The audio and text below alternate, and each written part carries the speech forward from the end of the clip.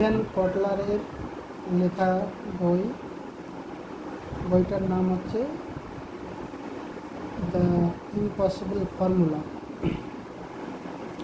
Introduction. A formula for impossible. লেখক বলেন, অসম্ভব আসলে ম্যাজিক নয়, এটার একটি ফর্মুলা আছে। 1 মোটিভেশান, 2 লার্নিং, 3 ক্রিয়েটিভিটি, 4 ফ্লো। এই 4টি স্কিল একসাথে কাজ করলে এক্সট্রাঅর্ডিনারি সাকসেস পাওয়া যায়। Part 1, motivation. Motivation decoded. Motivation কীভাবে কাজ করে তা ব্যাখ্যা করা হয়েছে। শুধু উইল পাওয়ার নয়, ব্রেন কেমিস্ট্রি মোটিভেশান তৈরি করে। মূল শিক্ষা কি? কিউরিসিটি, প্যাশান, পারপাস এবং অটোনমি, এগুলো মোটিভেশান বাড়ায়। 2 নম্বর, দ্য প্যাশান রেসিপ। প্যাশান হঠাৎ আসে না, কিউরিসিটি থেকে প্যাশান তৈরি হয়। যে কাজ রিপিটেডলি এক্সাইট করে সেটাই ফিউচার প্যাশান হতে পারে। যে কাজ রিপিটেডলি এক্সাইট করে সেটাই ফিউচার প্যাশান হতে পারে। 3, দ্য ফুল ইনস্টিংসিভ স্ট্যাক। ইনস্টিংসিভ মোটিভেশান অর্থ ভিতর থেকে আসা মোটিভেশান।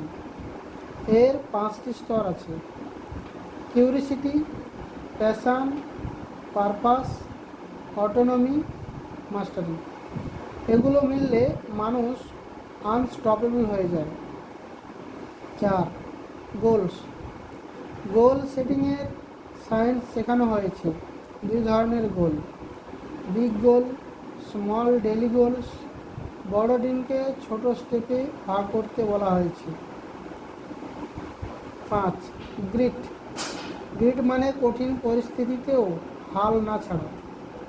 সাকসেসের জন্য patience, discipline, long term consistency খুবই গুরুত্বপূর্ণ। 6, দ্য হ্যাবিট অফ ফেরোসিটি। ফেরোসিটি মানে ইন্টেন্স ডেডিকেশান। এক্সট্রাঅর্ডিনারি মানুষরা সাধারণ মানুষের তুলনায় অনেক বেশি ফোকাসড ও কমিটেড থাকে। Part 2, learning, the ingredients of impossible. Impossible achieve করতে লার্নিং স্কিল দরকার। দ্রুত শেখার ক্ষমতা ফিউচার সাকসেসের key. 8, growth mindsets and truth filters.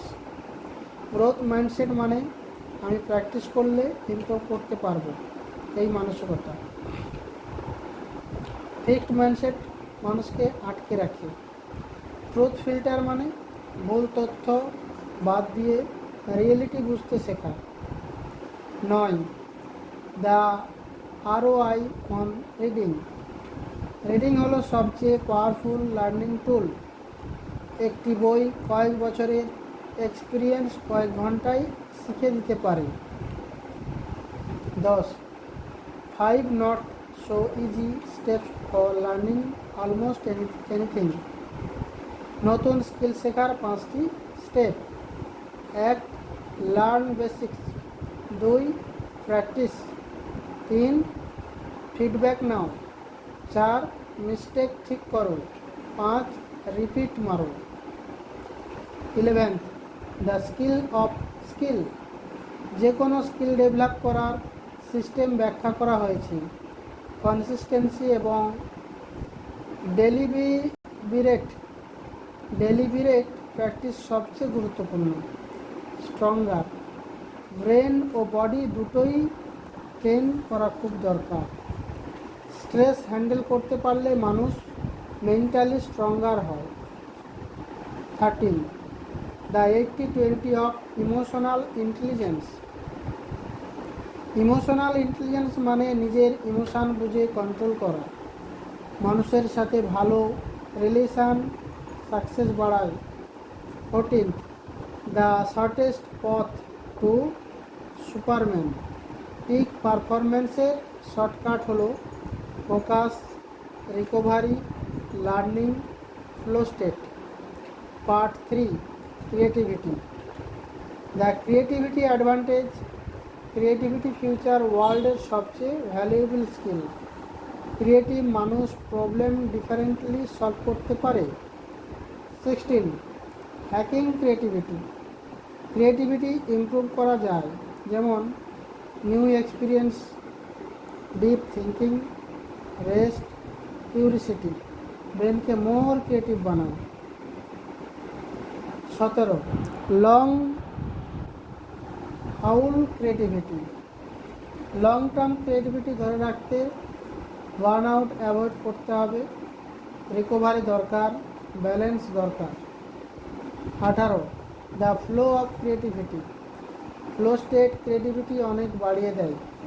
যখন মাইন্ড ফুললি ফোকাসড থাকে তখন বেস্ট আইডিয়াজ আসে। Part 4, flow, the decoder ring. Flow state বুঝতে সায়েন্টিফিক এক্সপ্লানেশন দেওয়া হয়েছে।